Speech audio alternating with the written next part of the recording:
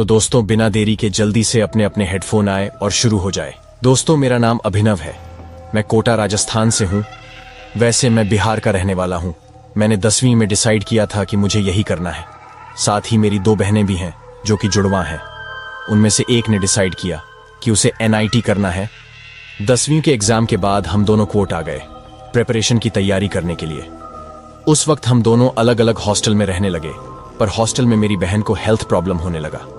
इसके चलते हम दोनों ने 2 महीने बाद ही हॉस्टल छोड़ दिया, जिसके बाद हम दोनों विज्ञान नगर में रहने लगे एक किराए के फ्लैट में। शुरुआती 1-2 महीने सब कुछ ठीक रहा, पर जब हम दोनों दिवाली के लिए अपने घर चले गए, केवल 10 दिनों के लिए, तब उस वक्त फ्लैट पर ताला लगा हुआ था।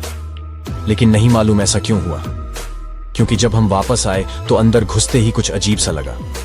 पर हमने इस चीज को इग्नोर किया और अपने प्रिपरेशन में लग गए। इसके बाद 1-2 दिन सब कुछ ठीक रहा, पर 1-2 दिन के बाद चीजें बहुत ज्यादा बिगड़। जब हम रात को चुपचाप सोते थे तो गैलरी में से किसी के बात करने की आवाज सुनाई देने लगती थी। हमने सोचा कि ठंड का महीना है, शायद किसी की आवाज गूंज रही होगी, क्योंकि कंबल से बाहर जाने का मन नहीं करता है। लेकिन रात को अचानक किचन से बर्तनों की आवाज आने लगी। उस वक्त थोड़ा डर सा लगा, लेकिन हमने सोचा कि शायद कोई बिल्ली भी हो सकती है, इसीलिए हम चुपचाप वापस हो गए। लेकिन दोस्तों यह चीजें एक बार होती तो समझ में आता है, लेकिन जब यह चीजें बार बार होने लगी तो मन में डर बढ़ता गया। कई बार तो दूसरे कमरे में बुक्स बिखरी मिलती, देखकर ऐसा लगता था कि शायद किसी ने उसको पढ़ा है। लेकिन दोस्तों एक रात की बात है, जब हम सो रहे थे तो अचानक ट्यूब लाइट ब्लास्ट हो गई, जिसके बाद हम एकदम से उठे। हम इधर उधर देख ही रहे थे कि तब ऐसा लगा कि जैसे कोई हॉल की तरफ भागा हो। सच कहूं तो उस वक्त मैं बहुत डर रहा, ऐसा लगा मानो कुछ समझ में ही नहीं आया। जैसे तैसे हम सो गए। दोस्तों इसके बाद अगली रात मैंने देखा कि रात के 3 बजे के आसपास मेरी बहन अचानक उठे और दरवाजे की तरफ जाने लगे।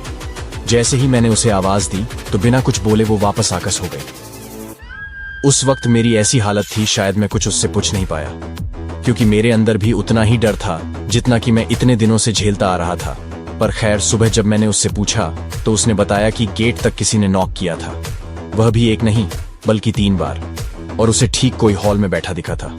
उस वक्त उसके पास जाना नहीं चाहती थी, पर वह होश में ही नहीं थी, क्योंकि वो अपने आप उसके पास जा रही थी। दोस्तों हमने लैंडलॉर्ड से भी इस बारे में बात की, लेकिन उसने कुछ नहीं कहा। इसके ठीक 3 दिन के बाद मेरी बहन ने मुझे बताया कि मैं रात को सोते टाइम उर्दू में कुछ बोल रहा था। मैं ठीक एक ही लाइन उर्दू में बार बार बोले जा रहा था। जबकि दोस्तों मैं एक ब्राह्मण लड़का हूं, मुझे जरा सी भी उर्दू नहीं आती। लेकिन दोस्तों सुबह उठने के बाद जब हमने गूगल किया तो वह लाइन कुरान की थी, और तो और मैंने वो पहली बार ही सुनी थी। नहीं मालूम कि मेरे मुंह से यह शब्द कैसे निकले। खैर जब चीजें बढ़ने लगी तो मैंने अपने पड़ोसी से पता किया। तब जाकर कहीं पता चला कि हमारे इस फ्लैट में आने से पहले एक मुस्लिम लड़का रहता था। वह भी NIT की प्रिपरेशन कर रहा था। स्टडी में प्रेशर आने के कारण उसने उसी फ्लैट की गैलरी से सुसाइड कर लिया था। नहीं मालूम, शायद हो सकता है कि ये सब वही कर रहा होगा। बाकी सब कुछ पता चलने के बाद हमने 2 दिन में ही फ्लैट चेंज कर दिया। बस तब से हमारे साथ सब कुछ ठीक चल रहा है। धन्यवाद। तो दोस्तों देखा आपने, ये थी अभिनव की कहानी। वाकई कहानी में दम तो था।